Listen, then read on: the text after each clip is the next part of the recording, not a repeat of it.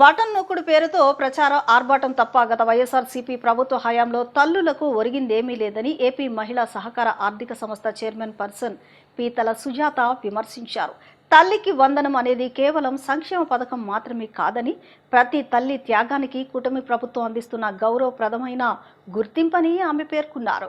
గత ప్రభుత్వానికి భిన్నంగా ఒకే కుటుంబంలో ఎంతమంది పిల్లలు చదువుకుంటే అంతమందికి ఈ పథకాన్ని వర్తింపచేస్తూ 2026-27 ఆర్థిక సంవత్సరానికి సంబంధించి 10,120 కోట్లకు పైగా నిధులను నేరుగా తల్లుల బ్యాంకు ఖాతాల్లో జమ చేశామని వెల్లడించారు. ఒక చారిత్రాత్మకమైనటువంటి నిర్ణయం అండి ఈ తల్లికి వందనం కార్యక్రమం. ఎందుకంటే గత వైసీపీ గవర్నమెంట్లో చాలా తల్లుల్ని మోసం చేశారు. ఎందుకంటే వాళ్ళు పాపం ఆర్థికంగా ఇబ్బందులు పడుతుంటే వాళ్ళకి హామీ ఇచ్చి కూడా ఆ హామీని జగన్మోహన్ రెడ్డి గారు అమలు చేయలేదు. కానీ ఈ రోజున మేము ఆ తల్లుల బాధను అర్థం చేసుకున్నాం, ఆ కుటుంబం యొక్క ఆర్థిక ఇబ్బందులను అర్థం చేసుకుని మేము హామీ ఇచ్చాం, హామీని నిలబెట్టుకున్నాం. ఈ రోజున చూస్తుంటే తల్లికి వందనం పడ్డ తల్లుల ఆనందం అసలు వెలకట్టలేనిదండి. ఒక్కరే కాదు, ఇద్దరే కాదు, ముగ్గురే కాదు, నలుగురే కాదు, 5, 6, 7, 8 ఎంతమంది పిల్లలుంటే అంతమందికి రాష్ట్ర వ్యాప్తంగా తల్లికి వందనం కార్యక్రమాన్ని ప్రతి తల్లికి కూడా చాలా సంతోషంగా అమలు చేస్తున్న విషయాన్ని కూడా తెలియజేస్తున్నాం. రాష్ట్ర వ్యాప్తంగా చూస్తే 42,76,802 మంది తల్లుల ఖాతాల్లోకి దాదాపు 10,000 పైచిలకు కోట్ల రూపాయలు నిధులని విడుదల చేసిన విషయాన్ని కూడా తెలియజేస్తున్నాం. దాదాపుగా 67,47,190 మంది విద్యార్థులు ఈ తల్లికి పథకం ద్వారా బెనిఫిట్ పొందుతున్న విషయాన్ని తెలియజేస్తున్నామండి. చాలా సంతోషంగా తెలియజేస్తున్నాం. 67,47,190 మంది విద్యార్థులకి ఈ రోజున తల్లికి వందనం కార్యక్రమాన్ని మేము ఇస్తున్నాం. చాలా ధైర్యంగా, చాలా సంతోషంగా తెలియజేస్తున్నాం.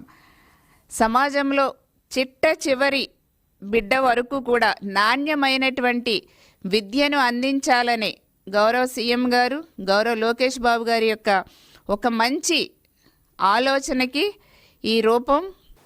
పెరుగుతున్న ధరలకు అనుగుణంగా రాష్ట్ర ప్రభుత్వం వెంటనే కనీస వేతనాలను సవరించి 26,000కు పెంచాలని డిమాండ్ చేస్తూ ఈ నెల 30, 31వ తేదీల్లో ఎన్టీఆర్ జిల్లా కలెక్టరేట్ వద్ద నిర్వహించే మహాధర్నాను విజయవంతం చేయాలని సిఐటియు నాయకులు పిలుపునిచ్చారు. కార్మిక చట్టాల ప్రకారం ప్రతి 5 ఏళ్లకోసారి కనీస వేతనాలను సవరించాల్సి ఉన్నప్పటికీ వరుస ప్రభుత్వాలు ఈ బాధ్యతను విస్మరించి ప్రైవేటు యాజమాన్యాలకు ప్రయోజనం చేకూర్చాయని విమర్శించారు. కేంద్ర ప్రభుత్వం 29 కార్మిక చట్టాలను రద్దు చేసి 4 లేబర్ కోడ్లుగా మార్చడంతో కార్మికుల హక్కులు దెబ్బతిన్నాయని విమర్శించారు. విజయవాడ గవర్నర్పేటలోని శ్రీశ్రీ భవన్లో సిఐటియు 3 నగర కమిటీల ఆధ్వర్యంలో నిర్వహించిన విలేకరుల సమావేశంలో కలెక్టరేట్ మహాధర్నా పోస్టర్ను ఆవిష్కరించారు. ఈ సందర్భంగా సిఐటియు జిల్లా ఉపాధ్యక్షులు దోనెపూడి కాశీనాథ్, విజయవాడ సెంట్రల్, పశ్చిమ, తూర్పు నగర కమిటీ ప్రధాన కార్యదర్శులు కె దుర్గారావు, ఈవి నారాయణ, ఎస్ నాగేశ్వరరావు మాట్లాడారు. రాష్ట్రంలో 66 రంగాల్లో సుమారు 50 లక్షల మంది కార్మికులు ప్రైవేట్ సంస్థల్లో పనిచేస్తున్నారని, ఎన్టీఆర్ జిల్లాలోనూ లక్షలాది మంది కార్మికులు వివిధ రంగాల్లో ఉపాధి పొందుతున్నారని తెలిపారు. కార్మిక చట్టాల ప్రకారం ప్రతి 5 ఏళ్లకోసారి కనీస వేతనాలను సవరించాల్సి ఉన్నప్పటికీ వరుస ప్రభుత్వాలు ఈ బాధ్యతను విస్మరించి ప్రైవేటు యాజమాన్యాలకు ప్రయోజనం చేకూరుస్తున్నాయని విమర్శించారు. ప్రస్తుతం వీడీఏతో కలిసి హెల్పర్లు, ఆఫీస్ బాయ్స్, అన్స్కిల్డ్ కార్మికులకు నెలకు 12,000 నుంచి 13,000 మధ్య కనీస వేతనం ఉందన్నారు. సమయానికి వేతన సవరణ జరిగి ఉంటే ప్రస్తుతం కనీస వేతనం 19,000 నుంచి 22,000 వరకు ఉండేదని తెలిపారు. నిత్యావసర వస్తువుల ధరలు విపరీతంగా పెరుగుతున్న నేపథ్యంలో ప్రస్తుత వేతనాలతో కుటుంబ పోషణ కష్టంగా మారిందని, కార్మికులు అధిక వడ్డీలకు అప్పులు చేసి జీవనం సాగించే పరిస్థితి నెలకొందని ఆందోళన వ్యక్తం చేశారు. కేంద్ర ప్రభుత్వం 29 కార్మిక చట్టాలను రద్దు చేసి 4 లేబర్ కోడ్లుగా మార్చడంతో కార్మికుల హక్కులు దెబ్బతిన్నాయని విమర్శించారు. సమావేశంలో municipal workers and employees union నగర అధ్యక్షులు T Praveen, contract workers union నాయకులు బాబురావు, షాప్ ఎంప్లాయీస్ యూనియన్ నాయకులు వై సుబ్బారావు, హాకర్స్ నాయకులు ఎం సోమేశ్వరరావు తదితరులు పాల్గొన్నారు. జూలై 30, 31 ఈ 2 రోజుల్లో రాష్ట్ర వ్యాప్తంగా ఉన్నటువంటి కార్మిక వర్గ సమస్యల మీద, షెడ్యూల్ రంగ పరిశ్రమల్లో పనిచేస్తూ ఉన్నటువంటి కార్మికుల మీద సమస్యల మీద పెద్ద ఎత్తున కార్యక్రమం చేపట్టాలని చెప్పనని సిఐటి రాష్ట్ర కమిటీ భావించింది. అందులో భాగమే 30వ తేదీ మున్సిపల్ రంగం, కనీస వేతనాలు వర్తించేటువంటి షాపు, హోటల్ ఇటువంటి రంగాలు సంబంధించినటువంటిది ఆ రోజు. 31వ తేదీ స్కీమ్ వర్కర్స్కి సంబంధించినటువంటి ఇష్యూ మీద, అంగన్వాడీ, ఆశా వీళ్ళకి సంబంధించినటువంటి సమస్యల మీద 31వ తేదీ ఈ 2 రోజుల పాటు కలెక్టరేట్ల దగ్గర సామూహిక రాయబారాలు, సామూహిక అర్జీలు ఇవ్వడం, సామూహిక మెమొరాండాలు సమర్పించే కార్యక్రమం తలపెట్టాం. అందుకనే రాష్ట్రంలో ఉన్నటువంటి అన్ని జిల్లా సెక్రటేరియట్ల, జిల్లా కలెక్టరేట్ల దగ్గర జరగబోతూ ఉన్నటువంటి ఈ కార్యక్రమాన్ని జయప్రదం చేయాల్సిందిగా కార్మిక సోదరీమణులు, సోదరులందరికీ మీ ద్వారా విజ్ఞప్తి చేస్తూ ఉన్నాం. సుప్రీంకోర్టు జడ్జిమెంట్ ఇచ్చింది. 26,000 రూపాయలు కనీస వేతనం ఒక కుటుంబం బ్రతకటానికి, ఒక కుటుంబం ఆసరాగా జీవించటానికి 26,000 కనీసంగా ఉండాలని చెప్పనేటువంటిది సుప్రీంకోర్టు ఇచ్చినటువంటి తీర్పు. ఈ తీర్పుని పక్కన పెట్టి కనీస వేతనం ఎక్కడా కూడా అమలు జరిపేటువంటి పరిస్థితి లేదు. ఏ రంగంలోనూ అమలు జరిపేటువంటి పరిస్థితి కనపడటంలా.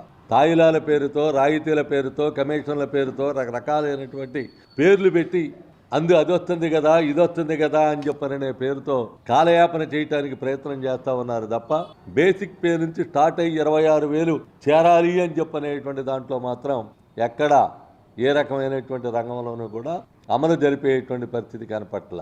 దాదాపుగా 71 షెడ్యూల్ పరిశ్రమలు ఉన్నాయి. ఏ ఒక్క పరిశ్రమలోనూ కనీస వేతనం లేదు. ఇది రాష్ట్ర ప్రభుత్వంలో ఇది అధికారిక సమాచారం. అధికార పార్టీల యొక్క దౌర్భాగ్యం, దరిద్రం.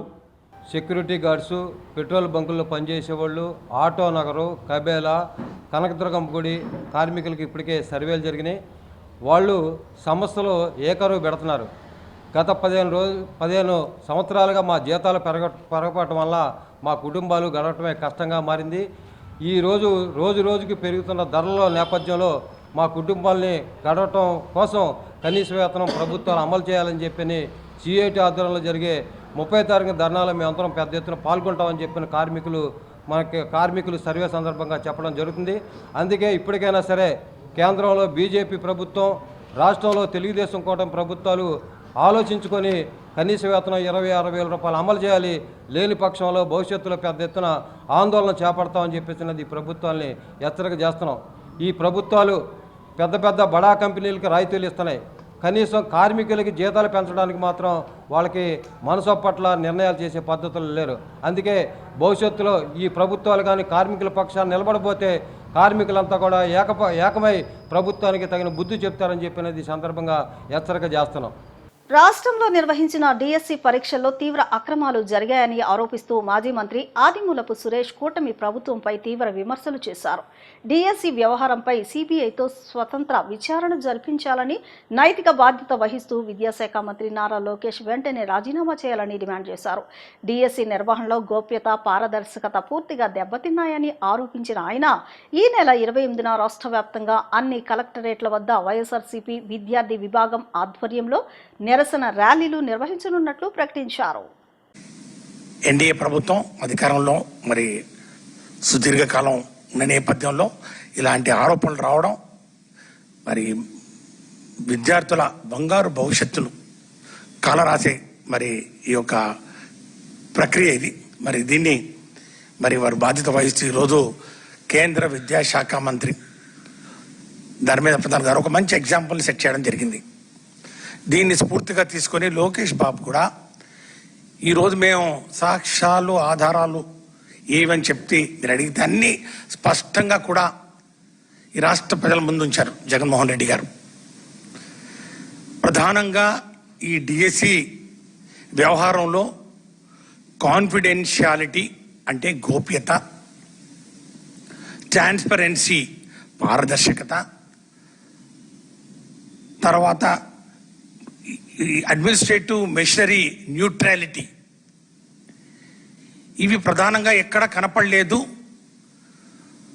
ప్రశ్నాపత్రం మరి తయారు చేసే వ్యవస్థ, పరీక్షలు నిర్వహించే వ్యవస్థ, రెండు సపరేట్ వ్యవస్థలు ఉండాలి, రెండుగా కలిసిపోయాయి. తద్వారా గోప్యత మరి పూర్తిగా లేకుండా పోయింది. ఏదైతే ప్రశ్నపత్రాలు అప్లోడ్ చేసేవాళ్ళు ఎవరైతే ఉన్నారో వారికే ఫస్ట్ ర్యాంక్ వచ్చింది. మరి ఎలా అని చెప్పి ఈరోజు అడుగుతూ ఉంటే, ఇవి అత్యంత ప్రమాదకరమైనటువంటి ఈ అంశాలని పక్కదోవ పట్టించి డైవర్షన్ పాలిటిక్స్కు చంద్రబాబు నాయుడు గారు దిగారు. లోకేష్ బాబు అయితే ఇంతవరకు విద్యాశాఖ మంత్రి ఇంతవరకు కూడా ఈ డిఎస్సి ఎగ్జామ్ మీద వచ్చినటువంటి ఆరోపణలు దీనికి ఒక్కసారి కూడా ప్రెస్ మీట్ కూడా పెట్టలేదు. అధికారులను పిలిపిస్తాడు ఎప్పుడోసారి, ఓసారి స్పోర్ట్స్ అథారిటీ వాళ్ళని పిలిపిస్తాడు, ఓసారి జిఐడి వాళ్ళని పిలిపిస్తాడు, ఓసారి డైరెక్టర్ స్కూల్ ఎడ్యుకేషన్ పిలిపించేసి మేము ఎప్పుడైతే ప్రశ్నలు అడిగినామో దానికి ఏదో ఒక సమాధానం చెప్పి ఇంకా అయిపోయింది, ఇంతటితో క్లోజ్ చేయండి, ఇంకేం లేదు ఇందులో అంటారు. మెగా డిఎస్సి 2025 నియామకాల్లో భారీ అక్రమాలు జరిగాయని ఆరోపిస్తూ వైసీపీ విద్యార్థి విభాగం రాష్ట్ర వ్యాప్త ఆందోళనకు పిలుపునిచ్చింది. ఈ నెల 28న అన్ని జిల్లా కలెక్టరేట్ల వద్ద నిరసన ర్యాలీలు నిర్వహిస్తామని ఆ పార్టీ విద్యార్థి విభాగం రాష్ట్ర వర్కింగ్ ప్రెసిడెంట్ రవిచంద్ర ప్రకటించారు. మెగా డిఎస్సి వ్యవహారంపై సిబిఐ విచారణ జరిపించాలని, విద్యాశాఖ మంత్రి నారా లోకేష్ నైతిక బాధ్యత వహిస్తూ తక్షణమే రాజీనామా చేయాలని డిమాండ్ చేశారు. డిఎస్సి నియామకాల్లో పారదర్శకత పాటించలేదని, అభ్యర్థులకు అన్యాయం జరిగిందని ఆరోపించారు. ప్రభుత్వం స్పందించకపోతే వైఎస్ జగన్ పిలుపు మేరకు రాష్ట్ర వ్యాప్తంగా ఉద్యమాన్ని మరింత ఉధృతం చేస్తామని హెచ్చరించారు. నీటి లీకేజ్ వల్ల ఇబ్బంది పడిన, ఆత్మహత్యకు పాల్పడిన విద్యార్థులు ఎవరైతే ఉన్నారో ఇది లక్షలాది కుటుంబాలపైన, లక్షలాది మంది విద్యార్థులపైన తీవ్రమైన ప్రభావాన్ని చూపింది. అందువల్ల విద్యార్థులు రోడ్ల మీదకి వచ్చి ఆందోళన చేసి విద్యాశాఖ మంత్రి రాజీనామా చేయాలనే ఒక మహోద్యమాన్ని ఢిల్లీ జంతర్ మంతర్ వేదికగా నిర్వహించి కేంద్ర ప్రభుత్వం మెడలు వంచి కేంద్ర విద్యాశాఖ మంత్రి రాజీనామా చేయాలనే డిమాండ్ తోటి ఆందోళన నిర్వహించి ఈరోజు విజయం సాధించారు. విజయం సాధించిన విద్యార్థి యువతకి మా వైఎస్ఆర్సీపీ విద్యార్థి విభాగం తరపున అభినందనలు, జేజేలు తెలియజేస్తా ఉన్నాం. ఇదే సందర్భంలో కేంద్ర ప్రభుత్వంలో, ఇక్కడ కూటమి ప్రభుత్వం కేంద్ర ప్రభుత్వంలో భాగస్వామిగా ఉంది. ముఖ్యమంత్రి చంద్రబాబు నాయుడు ఆధ్వర్యంలో ఇక్కడ ఆయన కుమారుడు రాష్ట్ర విద్యాశాఖ మంత్రిగా ఉన్నారు నారా లోకేష్ గారు. ఈయన ఆధ్వర్యంలో మెగా డిఎస్సి 2025 నియామకాల్లో పెద్ద ఎత్తున అవినీతి అక్రమాలు జరిగాయి. పోస్టుల్ని పెద్ద ఎత్తున అమ్ముకున్నారు. దీనిపైన సిబిఐ విచారణ చేపట్టాలి. దీనికి నైతిక బాధ్యత, అవినీతి అక్రమాలు జరిగాయి కాబట్టి నైతిక బాధ్యత వహించి నారా లోకేష్ విద్యాశాఖ మంత్రి పదవికి తక్షణమే రాజీనామా చేయాలని మా వైఎస్ఆర్సీపీ విద్యార్థి విభాగం తరపున డిమాండ్ చేస్తా ఉన్నాం. అక్కడ కేంద్రంలో అంటగాగుతూ, కేంద్రంలో భాగస్వామిగా ఉంటూ అక్కడ నీటిపైన విద్యార్థి యువత ఉద్యమిస్తే కేంద్ర విద్యాశాఖ మంత్రి రాజీనామా చేశారు. మీరు కేంద్రంలో భాగస్వామిగా ఉన్నారు కదా, మరి ఈ రాష్ట్ర విద్యాశాఖ మంత్రిగా మీరు డిఎస్సిలో అనేక అవినీతి అక్రమాలు జరిగితే మీరెందుకు రాజీనామా చేయడం లేదు? మీరు తక్షణమే రాజీనామా చేయండి అని నారా లోకేష్ గారిని మేము సూటిగా స్పష్టంగా డిమాండ్ చేస్తా ఉన్నాం. కొండపల్లిలో రోడ్డు విస్తరణ అంశం పలు విమర్శలకు తావిస్తోంది. ముఖ్యంగా రోడ్డు విస్తరణకు అడ్డుగా ఉన్న ఇళ్ల తొలగింపులో మున్సిపల్ అధికారుల తీరు పట్ల స్థానికులు మండిపడుతున్నారు. పేదల ఇళ్లు విచక్షణ రహితంగా కూల్చివేస్తున్న అధికారులు బడా బాబుల పట్ల కనికరం ప్రదర్శించడం విమర్శలకు తావిస్తోంది. కొండపల్లి ఖిల్లాలో రోడ్డు విస్తరణపై మున్సిపల్ అధికారులు విమర్శలు మూటకట్టుకుంటున్నారు. పేద చిన్న చితక ఇళ్లను పడగొట్టి పెద్ద బిల్డింగ్ వచ్చేసరికి చేతులెత్తేశారు. మరికొంత సమయం ఇచ్చామని చెప్పి జేసీబీలతో వెనుదిరిగారు. దీంతో స్థానికులు తీవ్ర విమర్శలు గుప్పిస్తున్నారు. పేదలంటే ఇంత చులకనా అని మున్సిపల్ అధికారులపై మండిపడుతున్నారు. వార్తలు ముగించే ముందు ముఖ్యాంశాలు మరొకసారి.